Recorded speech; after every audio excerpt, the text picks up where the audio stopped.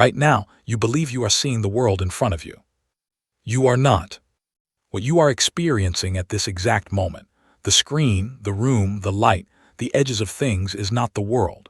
It is your brain's best guess about the world, assembled from incomplete data, filled in with assumptions, and delivered to consciousness with a confidence that the underlying process does not deserve. This is not a metaphor. It is the literal mechanics of human perception.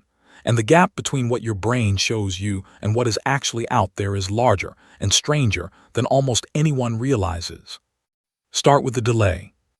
Light hits your retina. Signals travel through the optic nerve to the visual cortex. The brain processes those signals, compares them against stored patterns, makes predictions, and constructs an image. This takes time, roughly 80 to 120 milliseconds from light hitting your eye to conscious visual experience. In that window, less than the blink of an eye, you are not perceiving the present. You are perceiving a reconstruction of a moment that has already passed. You are always living slightly in the past.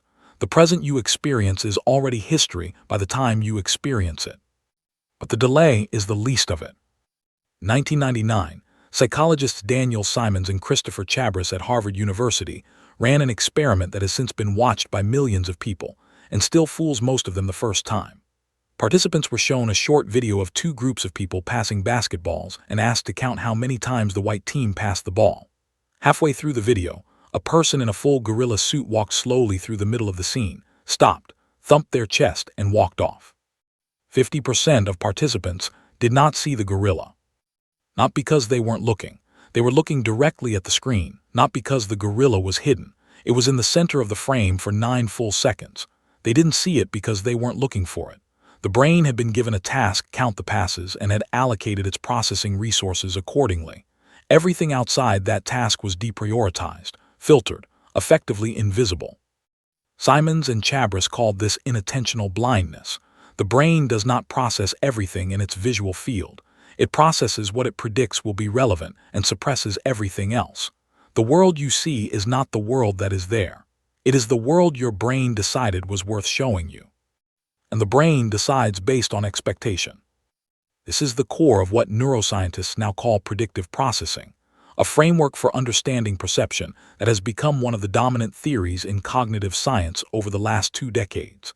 The leading researcher in this area, Karl Friston at University College London, has spent his career building a mathematical model of how the brain generates experience. His conclusion is that the brain is not a passive receiver of sensory information. It is an active prediction machine, constantly generating hypotheses about what is out there and using incoming sensory data only to correct its errors. What you see, hear, and feel at any given moment is primarily the brain's prediction, updated by reality, but never replaced by it. Sensation is the correction signal. Experience is the prediction. This is why optical illusions work. They are not tricks played on your eyes. They are cases where the prediction mechanism, the assumptions baked into visual processing by a lifetime of experience, generates an image that contradicts the actual data. And the prediction wins. You know intellectually that the two lines are the same length. You see them as different. The knowledge does not change the perception because the knowledge lives in a different system than the one generating the image. The implications extend well beyond vision. In 2016, neuroscientist Manos Tsakiris at Royal Holloway University of London published research on what he called interoception, the brain's perception of the internal state of the body. Heart rate, hunger, pain, temperature, the feeling of fullness or emptiness, all of it is processed through the same predictive framework as external perception.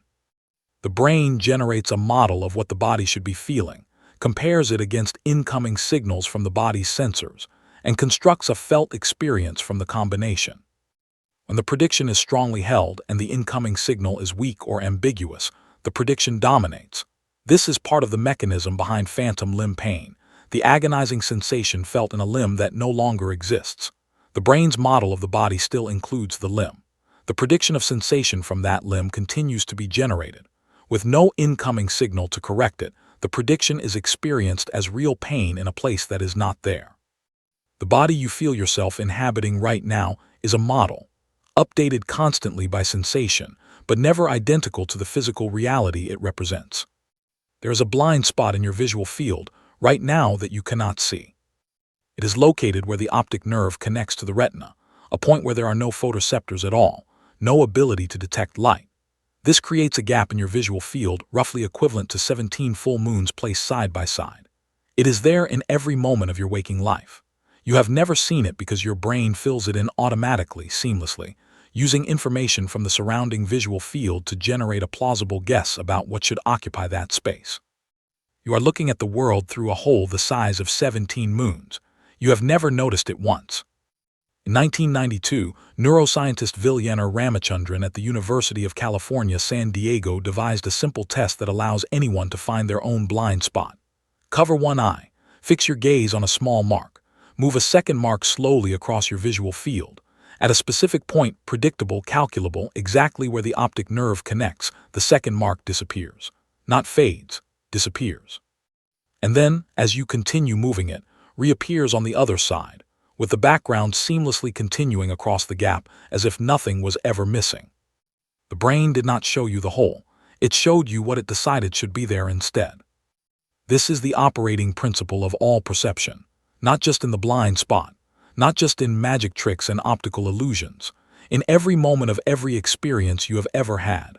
The world you inhabit is a construction, sophisticated, useful, constantly updated, and never fully accurate.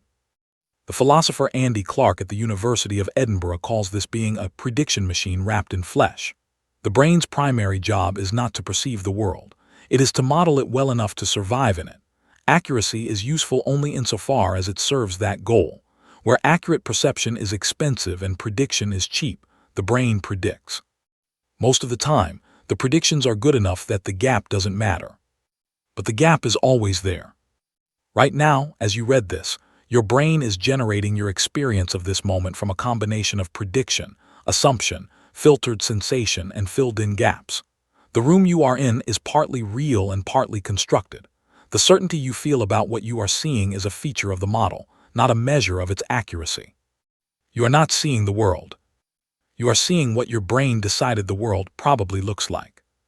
And it has been doing this, without your knowledge or consent, every moment of your life.